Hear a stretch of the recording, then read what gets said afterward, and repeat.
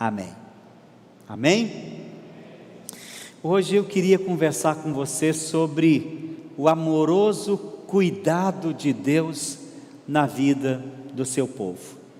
E eu gosto de falar do amoroso cuidado de Deus, da divina providência de Deus, porque quando eu olho para o céu, meus irmãos, e olho para a minha vida, eu não me vejo, eu não olho e eu não contemplo um Deus cujo rosto é carrancudo, é sisudo, é irado e está constantemente tentando encontrar uma falha, um erro na minha vida para me censurar, me criticar, deixar de me abençoar.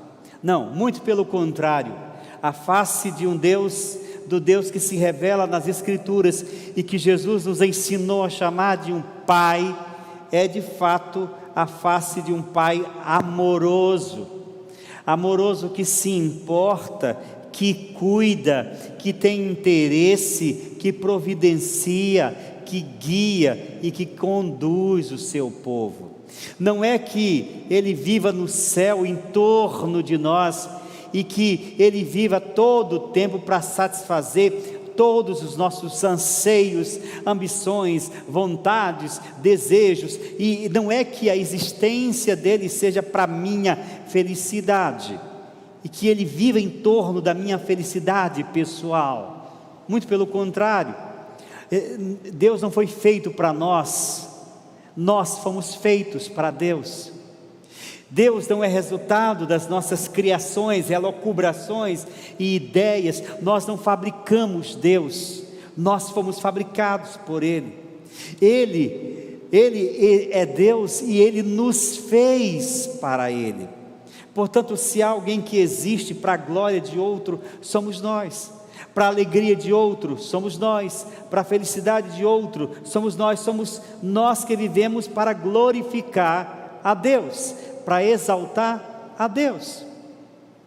Isso, entretanto, não significa, como disse no começo, que Deus não se importe conosco. Pelo contrário, nosso Deus, a quem Jesus nos ensinou a chamar de Pai Nosso, é um Deus que nós podemos fitar a face como um Pai generoso, amoroso, fiel, gracioso, que não nos trata segundo os nossos méritos ou a nossa condição. Ele não me abençoa porque eu sou bonzinho, Ele não abençoa porque eu sou justo, Ele não abençoa porque eu sou honesto, Ele não abençoa porque eu mereço, embora a minha justiça, a minha retidão, sem dúvida nenhuma, motive as bênçãos de Deus. Elas são acima das minhas próprias obras. As bênçãos de Deus são resultados de uma coisa que a Bíblia chama de graça. Graça, aquele que nos salvou por graça, aquele que nos perdoou por graça, aquele que nos alcançou por graça, aquele que nos arrancou do império das trevas e nos conduziu para Cristo Jesus por graça, também nos dá todas as coisas, todos os dias, completamente pela graça. O apóstolo Paulo ensinou isso em Romanos, quando ele diz que aquele que não poupou o seu próprio filho, antes porém o entregou na cruz, será, pergunta ele retoricamente, será que não nos dará com Cristo todas as coisas? E acrescenta, e de graça. Deus é amoroso, e nesse texto que nós acabamos de ler, o apóstolo Paulo está assim tomado por um sentimento de muita compaixão, de muita gratidão a Deus, e faz uma oração muito preciosa, muito terna, cheia de muito carinho em favor dos destinatários da carta que ele escreve aqui. Ele está escrevendo, já está concluindo a carta aos Filipenses. Como vocês sabem, a igreja de Filipos era uma igreja muito cara, muito especial para o apóstolo Paulo.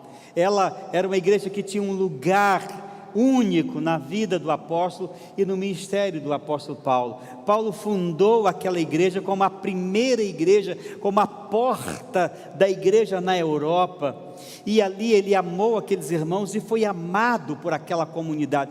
Como é bom uma igreja amar seu pastor, seus pastores, seus líderes. Como é bom saber que somos amados pelos nossos líderes, pelos nossos pastores. Havia uma relação especial do apóstolo Paulo para com essa igreja, e essa relação é provada principalmente porque foi somente a essa igreja, veja o privilégio, foi somente a esta igreja que Paulo deu a ela o privilégio de sustentá-lo. Parece paradoxal, mas Paulo não aceitava o sustento financeiro das igrejas. Ele ganhava o próprio pão fazendo tendas, se virando com o suor do próprio rosto. Era glória, embora reconhecesse e ensinasse categoricamente que os obreiros tinham que ser sustentados pela igreja. Ele ensinava que ele não queria isso, porque a glória dele era dizer que era sustentado por suas próprias mãos.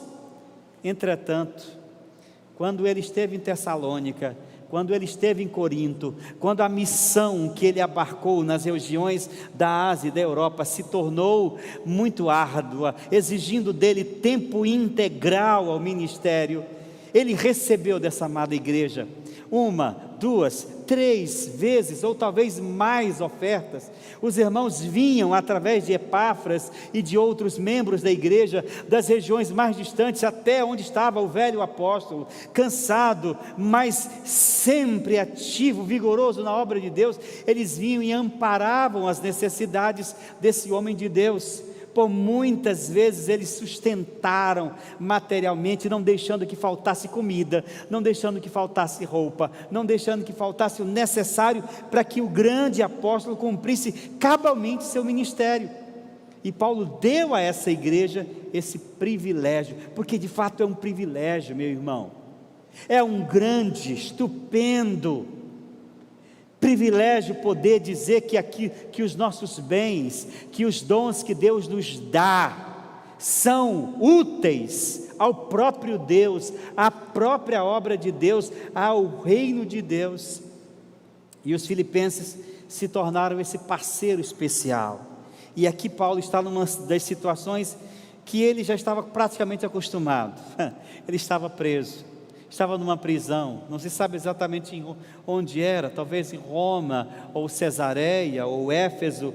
E aí, quando os irmãos de Filipos, numa distância de centenas de quilômetros, foram lá assistir o velho apóstolo, levando comida, roupa, agasalhos e cuidando do seu missionário pastor.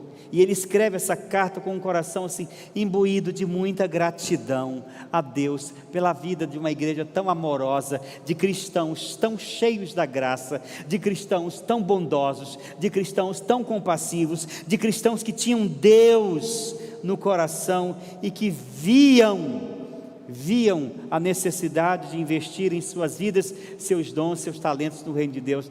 Paulo agradece e diz que agradece não é por causa das coisas. Ele diz: olha, eu não estou preocupado com o que vocês dão, com o que vocês não dão, eu estou preocupado com o que isso representa, com os ganhos, com os lucros, com os dividendos espirituais que isso rende a vocês. E aí, já concluindo essa secção, esse epílogo da carta com elogios, ele faz essa oração. Ele diz: e esse mesmo Deus, e o meu Deus que cuida de mim, suprirá, segundo a sua riqueza em glória, cada uma das suas necessidades em Cristo Jesus. Cada uma.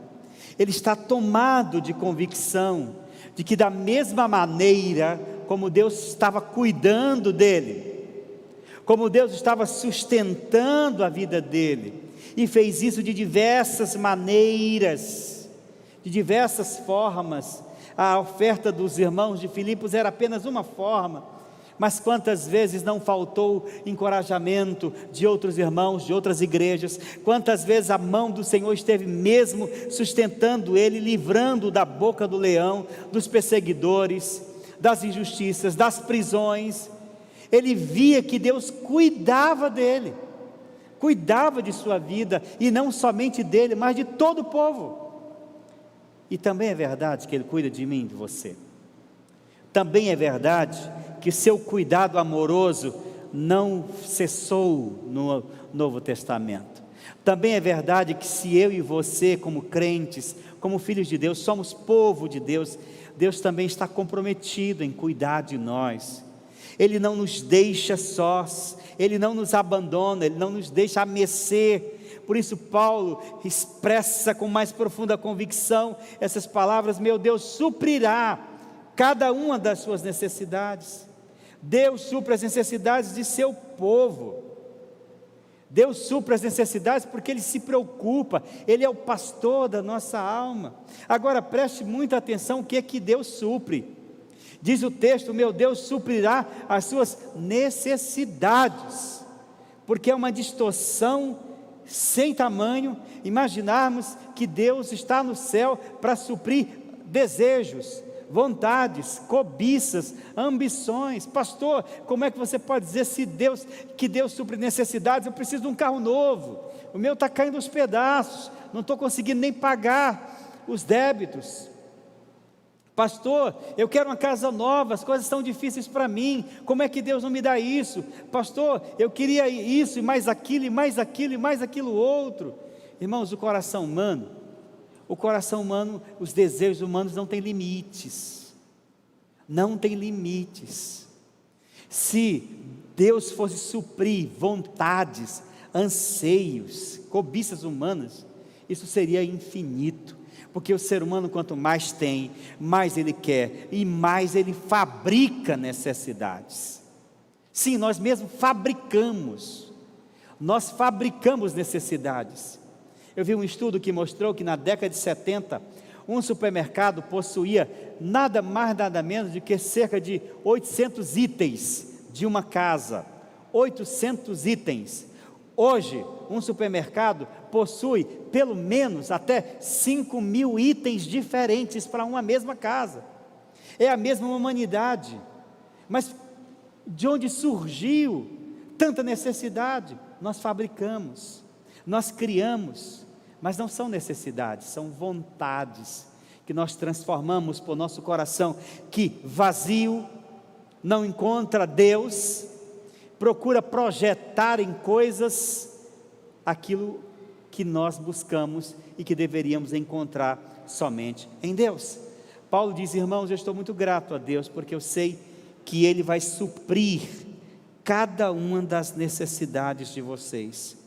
Um comentarista bíblico sabiamente colocou assim: não precisamos lembrar a diferença entre desejos e necessidades. A maioria das pessoas deseja sentir-se bem e evitar a todo custo o desconforto e a dor. Poderemos não conseguir tudo o que desejamos, mas Deus proverá para nós tudo aquilo de que necessitamos.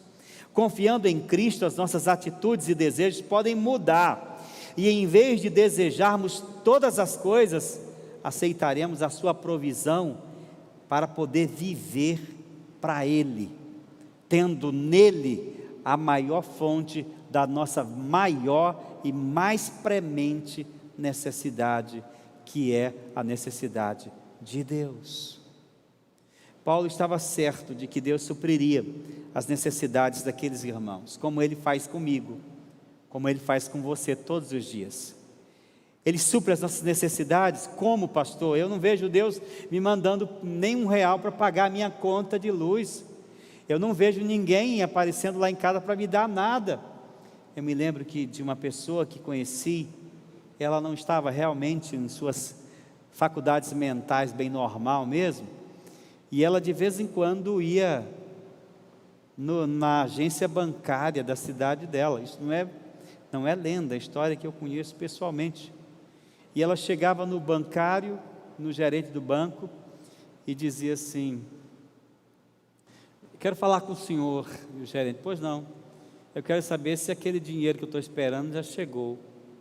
E o gerente disse: mas que dinheiro o senhor está esperando? Não, o Espírito Santo me prometeu mandar aí tantos reais para pagar umas contas minhas. E o gerente, a primeira vez, ficou aturdido. Ele não sabia nem que era Espírito Santo, muito mais que o Espírito Santo tinha uma conta digital para transferir o dinheiro para aquele banco. E aí, depois a esposa dessa pessoa comunicou esses problemas mentais dessa pessoa, Então o gerente posteriormente já começou a tratar, ainda não chegou não, seu fulano, mas vai chegar, fique tranquilo que na hora que chegar eu lhe aviso. Não é assim que Deus faz. Deus não trata necessidades dando nada de mão beijada. Deus não trata necessidades, Deus não supre necessidades dessa forma. E por que não? Porque Deus não infantiliza ninguém. Deus não infantiliza ninguém. Deus nos prepara para crescermos, para amadurecermos, para sermos produtivos na vida. Você quer crescer financeiramente? Quer que Deus lhe abençoe? Meu irmão, só tem um jeito: trabalho. Você quer crescer profissionalmente, na sua carreira? Só tem um jeito: estudo, mais formação. Você quer se desenvolver em qualquer área? Precisa de investimento da sua própria vida, e Deus fará parte dele. Um dos grandes crentes que a Inglaterra nos legou é um homem chamado George Miller. George Miller era um homem de Deus extraordinário, admirado por muitos crentes na sua geração. Ele era um homem pobre, muito pobre, materialmente, mas ele andava por Londres e via aquelas crianças nas ruas passando fome, e Deus colocou no coração dele o desejo de ele abrir um orfanato para sustentar aquelas crianças. E ele tinha um orfanato para até 10.000 crianças, um homem pobre sem nada, sustentando tanta criança. Mas ele vivia todos os dias na oração, buscando a ação de Deus, para que Deus pudesse mandar os recursos necessários para suprir aqueles orfanatos. E ele disse uma vez: eu trabalho todos os dias como se tudo dependesse só de mim. E aí diz: não confie em seu trabalho, mas deixe que toda a sua dependência esteja em Deus e no Espírito Santo. O que ele quer dizer é o seguinte: era aquilo que na Reforma se ensinava de orar et laborare. O modo como Deus provê as nossas necessidades é uma conjunção de forças, a nossa parte e a parte de Deus. Quando Deus chamou os filhos de Israel durante o deserto, Deus os sustentou com o maná que descia do céu. Mas quando eles chegaram em Canaã, a primeira coisa que fizeram foi semear, foi plantar. Porque quando nós queremos ver as coisas acontecer, Deus entra com providências. E Paulo via isso em sua vida. Eu vejo isso na minha vida. Deus agindo na minha vida, Deus trabalhando na minha vida, Deus provendo minhas necessidades. As necessidades são supridas por graça, por bondade, mas não acontece sem a concorrência da nossa ação também. Há pessoas que esperam e não oram, e nem sequer trabalham e não vão receber. E há pessoas que só trabalham e não oram e também não vão receber.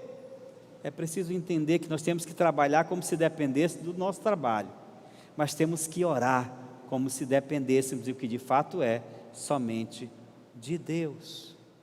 É isso que temos que fazer. Paulo via Deus cuidando de sua vida. Enquanto ele trabalhava para Deus, Deus trabalhava para ele. Enquanto ele fazia o que era a vontade de Deus, Deus usava outras pessoas para cuidar dele. Meu irmão, minha irmã, eu não tenho a menor dúvida de que Deus também cuida de você. Ele não vai mandar um cheque para pagar suas contas amanhã, mas Ele vai agir de outra forma.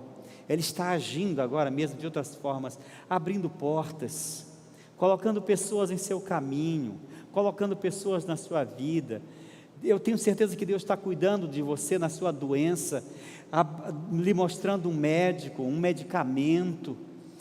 Eu tenho certeza que Deus está cuidando de você agora mesmo, da sua vida matrimonial, colocando pessoas para ajudar, para guiar você no seu relacionamento. Eu tenho certeza que Deus está cuidando de você financeiramente, abrindo portas de trabalho, dando a você a possibilidade de crescer um pouco mais. Eu tenho certeza que Deus está todos os dias, como estava na vida de Paulo, cuidando, porque é isso que Ele faz. É isso que Deus faz. A Bíblia diz que não há Deus como o Senhor, que cuida daqueles ou que trabalha para aqueles que nele esperam. Agora, uma coisa a salientar nesse texto do apóstolo Paulo é sobre a medida desses suprimentos. Os suprimentos divinos não são conformes, não são limitados, preste muita atenção, não são limitados às minhas necessidades, no sentido de que elas são dadas mirradamente, elas são dadas em conformidade às riquezas e gloriosas de Deus. Olha o que diz o apóstolo Paulo: e esse mesmo Deus que cuida de mim, lhe suprirá todas as necessidades por meio das riquezas gloriosas. Essa é a medida, é a dimensão com a qual Deus trata as nossas necessidades. Deus não diz assim: isso aqui eu não posso, isso aqui não tem jeito, é grande demais para mim. De vez em quando eu tenho que dizer isso para os meus filhos. Meu filho chega para mim, minha filha diz: pai, eu preciso disso. Filho, isso eu não estou podendo, eu sinto muito, mas eu tenho que dizer não. As minhas condições financeiras, por elas eu tenho que dizer: isso eu não posso. Quem sabe amanhã, quem sabe depois, vamos juntar, vamos trabalhar, mas eu não posso. Porque eu tenho que dar para os meus filhos segundo as minhas posses. Eu tenho que suprir os meus filhos de acordo com o que eu tenho. Agora, quando se trata de Deus, não é conforme, não é de acordo o que se tem. As riquezas gloriosas de Deus são inumeráveis, infinitas. A dádiva de Deus é segundo a sua riqueza em glória. E a expressão segundo a sua riqueza aqui quer dizer uma escala de grandeza tão poderosa que não há limites. Não há limites. Tudo que Deus desejar me dar, tudo que está no coração dele me conceder, ele me dará, mesmo que pareça impossível. Mesmo que pareça impossível. E quando a gente olha para a Bíblia, a gente vê isso acontecer. Quem poderia imaginar, por exemplo, que um garotinho, magrela, mirrado, um simples pastorzinho da Palestina antiga, poderia um dia se tornar o rei de Israel? Deus fez, Deus pegou um Davi, o menor da casa, mais insignificante, e o transformou no regente de uma grande nação.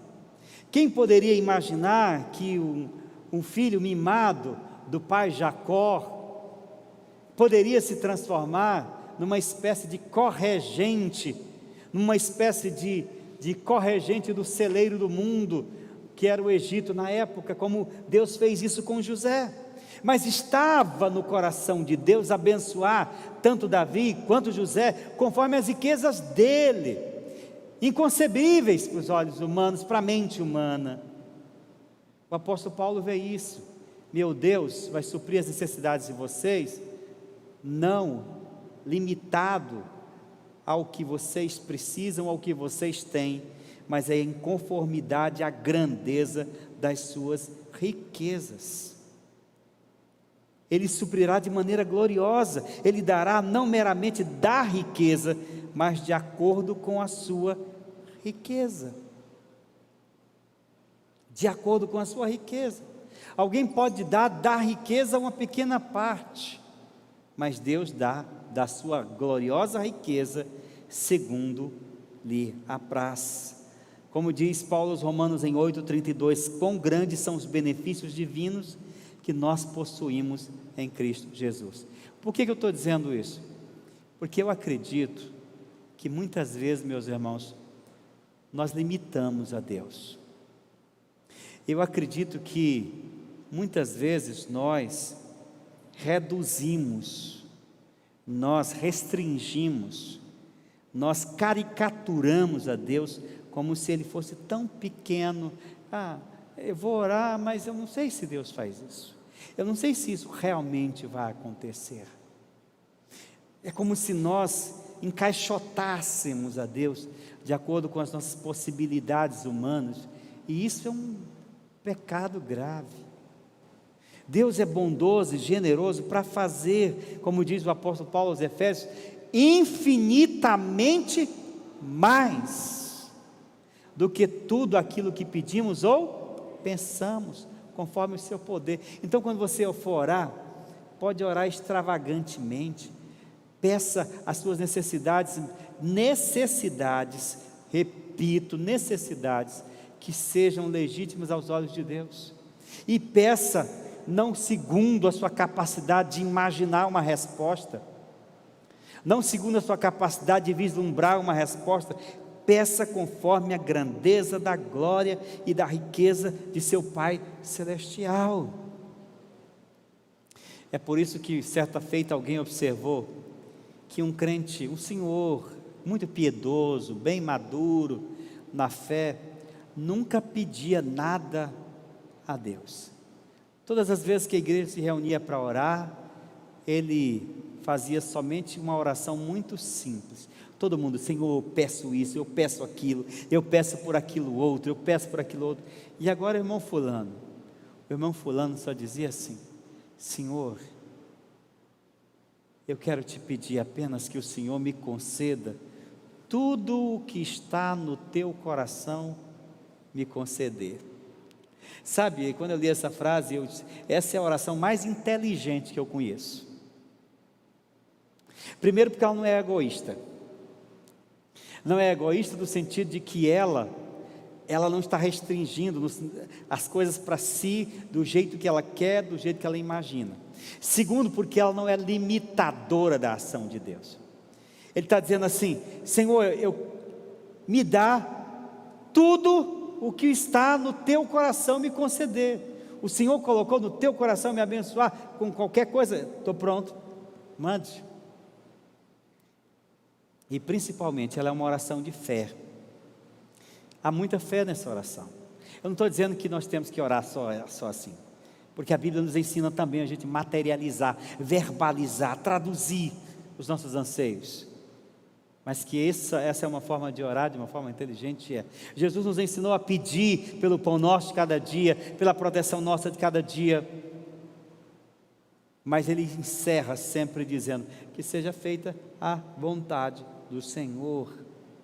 Deus, Ele é poderoso para suprir, segundo as suas riquezas, de uma forma grandiosa, todas as nossas necessidades. Não limite o Senhor, Ele é dono de tudo.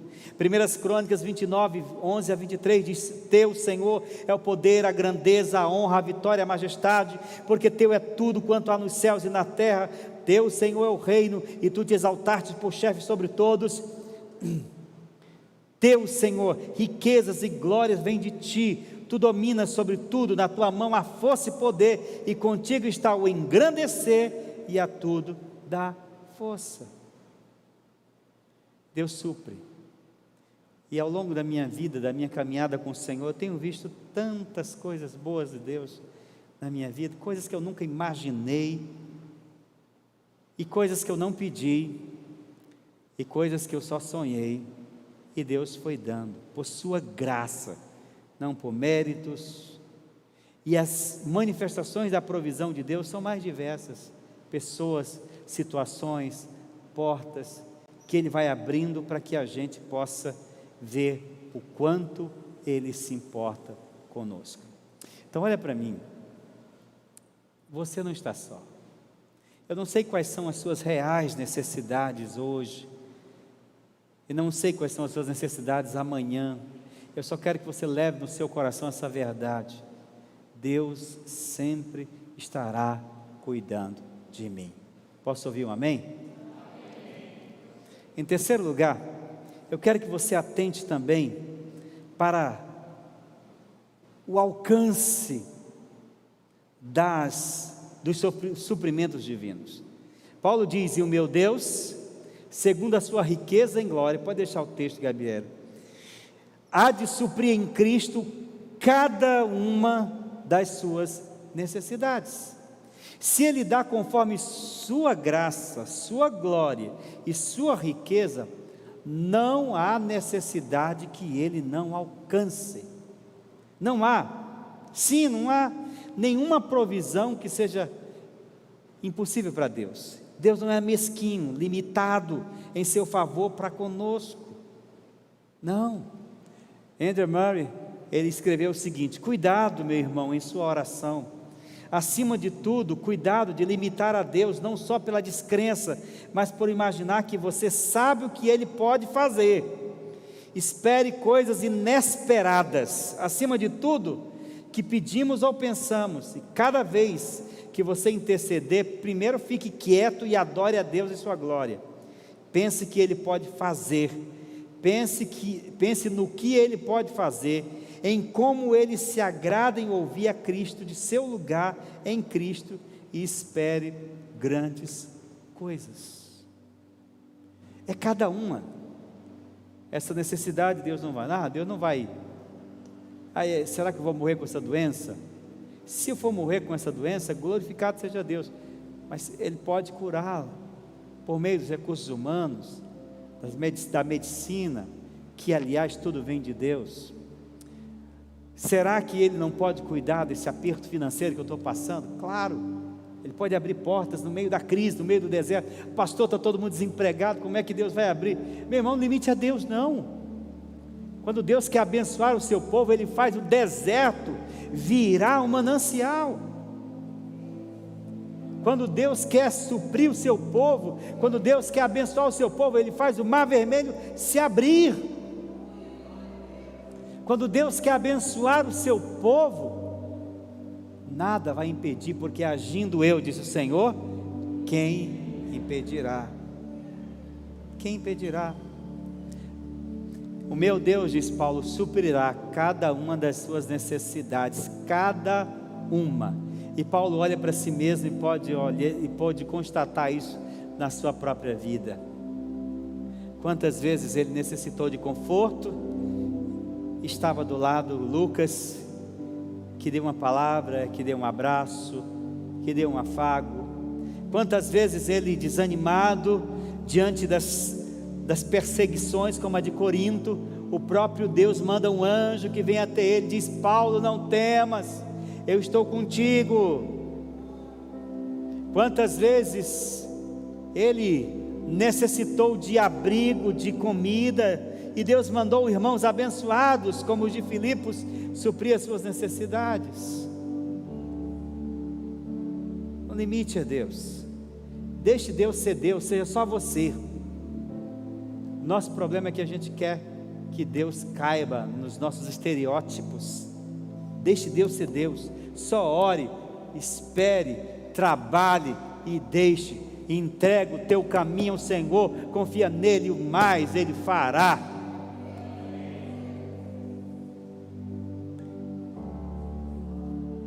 E em quarto e último lugar, os suprimentos divinos nos são dados por uma pessoa. Essa expressão é belíssima. Não é um clichê que Paulo repete em suas cartas. Ele diz: o meu Deus suprirá as necessidades de vocês de acordo com suas gloriosas riquezas em quem, pessoal? Em Cristo. E aqui está o segredo de tudo que envolve a tudo, que explica a tudo que ele diz: em Cristo. Porque tudo na vida cristã só acontece através da pessoa de Jesus. A expressão grega utilizada pelo apóstolo, que em Christos, que se repete só nas cartas 117 vezes, significa muito mais do que Deus dá através de Jesus Cristo. É muito mais do que isso. É para dizer que todo bem, que tudo que é bom, que tudo que nós recebemos, que todo favor divino tem um rosto, tem uma face, tem um nome, tem uma aparência. A graça se fez gente, a graça de Deus se materializou, e ela se chama Jesus de Nazaré, que veio a este mundo, subiu a cruz do Calvário, carregou as nossas dores e mostrou ao povo de Deus que Deus está do lado dele, porque se Deus é por nós, quem será contra nós? Tudo vem na vida cristã por causa de Cristo. Em Cristo, em Cristo, em Cristo. São essas expressões repetitivas, recorrentes. Salvação em Cristo, perdão em Cristo, nova vida em Cristo, regeneração em Cristo, vida eterna em Cristo, reconciliação em Cristo, novo nascimento em Cristo, justificação em Cristo, esperança em Cristo, proteção para a família em Cristo, prosperidade em Cristo, família abençoada em Cristo. Tudo vem através de Jesus, porque isso se chama graça. E repito o que disse Paulo em Romanos 8,32: aquele que não poupou o seu próprio filho, antes por todos nós o entregou, será que não nos dará com ele e de graça todas as coisas? Isso eu quero que você coloque na sua cabeça. Com Cristo a gente tem tudo, sem Cristo a gente não tem nada. Nada. Imaginemos agora o homem mais rico do mundo. Eu não sei, me atualizaram hoje, dizem que é o Elon Musk. Mais ou menos isso, né? Dizem que é um tal de Elon Musk, eu não sei nem quem é bem esse cara. É o homem mais rico do mundo. Tem uma fortuna de bilhões e bilhões de dólares. Eu não sei se ele é cristão, se não é, estou hipotetizando aqui. Mas esse homem, se ele não tem Cristo, ele não tem nada. E quando eu digo isso, não estou falando apenas no sentido religioso, no sentido de que ele não tem uma religião. Não é isso. Tudo que Deus dá a um ser humano, tudo que é bom, tudo que é eterno, tudo que vale a pena receber e viver, só vem em Cristo. É por isso que tem um hino antigo que diz assim: quem tem Cristo, tem tudo. Quem não tem nada. Não tem nada. Porque todas as coisas nos são dadas por intermédio dele, e é somente quando nos tornamos dele, vivemos para ele, que nós recebemos graça, perdão, redenção, vida eterna, salvação, esperança. Paulo disse que essas riquezas gloriosas que os irmãos receberiam e recebem todos os dias, vêm através da pessoa de Jesus. Porque até mesmo quando a pessoa tem riqueza sem Cristo, essas riquezas são verdadeiras pobrezas. Você pode dizer: pastor, mas o Elon Musk não é crente, ou o Bill Gates não é crente, e eles têm bilhões. Qualquer riqueza sem Jesus é miséria. É miséria completa. Paulo diz que Deus supre as nossas necessidades em Cristo. É uma palavra-chave, tão curta e plena de significado, para dizer que tudo que nós recebemos vem absolutamente do sacrifício do Cordeiro de Deus. Agora eu quero fazer a pergunta principal nessa noite: você já tem Cristo? Você já tem Cristo como seu Senhor e Salvador pessoal? Ele já é o seu Senhor? Você pode talvez me dizer assim: pastor, eu acredito nele, claro, eu sou católico, eu sou religioso, eu acredito em que Jesus veio a esse mundo. Não estou perguntando se você acredita que ele existe, ou existiu. Eu quero saber se Jesus já é tudo para você. O que a Bíblia nos manda fazer é reconhecê-lo como Senhor e Salvador da nossa vida. E para terminar, eu quero lhe dar 3 motivos bem rápidos, porque você precisa ter Cristo na sua vida nessa noite. A primeira é porque, mais óbvia do mundo, você precisa dele. Ele não precisa de você, é você que precisa dele. Você precisa porque você e eu somos pecadores, e ele veio para nos buscar, nos salvar, nos perdoar. Ele nos amou tanto que veio a esse mundo para nos salvar, nos perdoar e nos dar tudo aquilo que nós precisamos das heranças eternas, das riquezas celestiais. A segunda e a mais evidente Ele só veio porque nós não somos capazes de, por nós mesmos, sermos salvos. A Bíblia diz que é pela graça que somos salvos por meio da fé. Isso não é de nós, é dom de Deus, não de obras, para que ninguém se orgulhe. Você não pode ser salvo por suas obras, por sua religião, por seus méritos, somente indo a Cristo. E terceiro lugar,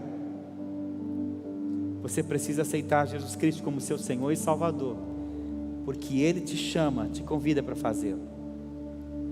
Ele disse em Mateus 11, 27, venham a mim, todos vocês estão cansados, sobrecarregados e oprimidos, e eu aliviarei. E em Apocalipse 3:20 Ele também convida, eu estou à porta de vocês e bato. Quem ouvir a minha voz e abrir a porta, eu entrarei na sua casa. Jesus está à porta do seu coração, para que você abra o seu coração para Ele. Se você acredita nele, amém, é a primeira coisa. Mas é preciso mais. É preciso que você esteja em Cristo, que você entregue sua vida a Ele e passe a viver para Ele. O meu Deus suprirá as suas necessidades, todas elas, de acordo com o que Ele pode fazer, segundo as suas riquezas, que são dadas em Cristo. Você tem um coração aberto para Jesus?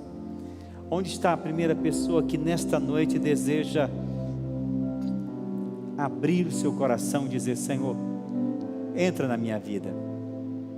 Onde está a primeira pessoa que pode dizer assim: pois eu quero, pastor, eu entendi que eu preciso ser de Jesus Cristo, eu já creio nele, isso é muito bom, mas eu preciso confiar nele, eu preciso entregar a minha vida a Ele, eu preciso confessá-lo como meu único e suficiente Salvador. Onde está a primeira pessoa que quer tomar essa decisão? Diz assim: eu quero, pastor, em nome de Jesus, eu quero seguir a Cristo. Enquanto a igreja curva a cabeça, começa a orar, esse é um momento solene, de batalha espiritual. Eu quero orar por você, eu quero orar pela sua vida, para que Deus, a partir de hoje, possa guiar os seus caminhos e abençoar você das formas mais variadas que Ele é capaz de fazer. Onde está a primeira pessoa que quer tomar essa decisão? De livre, espontânea vontade, porque entendeu o chamado de Deus para a sua vida. Alguém? Eu quero orar por ti. Deus te chama, Jesus te chama hoje. Eu não vou insistir, porque o Espírito Santo é quem faz a obra no seu coração. E se Ele está te chamando agora, não é sábio você resistir. Se você está sentindo agora o desejo, hoje eu quero entregar minha vida a Jesus, hoje Deus me chamou para que eu faça parte dessa família, hoje eu quero servir a Deus, a partir de hoje eu vou servir a Jesus Cristo, eu quero ser plenamente do Senhor. Então, se Deus está tratando contigo e falando no teu coração, meu querido, minha querida, entregue a tua vida ao Senhor. Onde está a primeira pessoa que quer tomar essa decisão? Em nome de Jesus, levanta as tuas mãos. Eu quero orar por você, quero orar pela sua vida nessa noite. Vamos orar? Ainda assim, se você deseja tomar essa decisão, depois do culto, você pode dizer: pastor, eu infelizmente fiquei com vergonha, intimidado, mas eu quero tomar a minha decisão ao lado de Jesus. Eu quero orar por você. Procura a mim, o pastor Edson, Franciel, qualquer outro irmão, nós queremos orar por você. Vamos orar. Pai, nós te agradecemos por tua santa palavra, de graça, de poder, de misericórdia. Obrigado, Senhor, porque o Senhor tem falado conosco, com a tua igreja, com o teu povo. O Senhor é o Deus do impossível, é o Deus que faz coisas, é o Deus onipotente, é o Deus que é livre para fazer infinitamente mais do que pedimos ou pensamos. Obrigado, ó Deus, por sabermos ou por fortalecermos a nossa fé de que o Senhor cuida de nós das formas mais variadas. O Senhor está cuidando de nós. Muito obrigado, Deus. Eu oro pela vida de cada um dos meus irmãos, aqueles que estão enfrentando lutas, adversidades, problemas. Eu tenho certeza de que o Senhor está agora movendo, agindo, trabalhando em favor desse teu filho, dessa tua filha, por tua graça e bondade. Abra portas para aqueles que estão enfermos, que o Senhor cure, que o Senhor restaure. Abra portas para aqueles que estão desempregados, abra portas para aqueles que estão passando por adversidades, cure aqueles que estão feridos de alma, liberta. Pai, dá-nos olhos espirituais que vejam a tua ação, que vejam o mover do Senhor na vida de cada um de nós. Nós te louvamos em nome de Jesus e para a tua glória. Amém. Amém. Deus abençoe sua vida.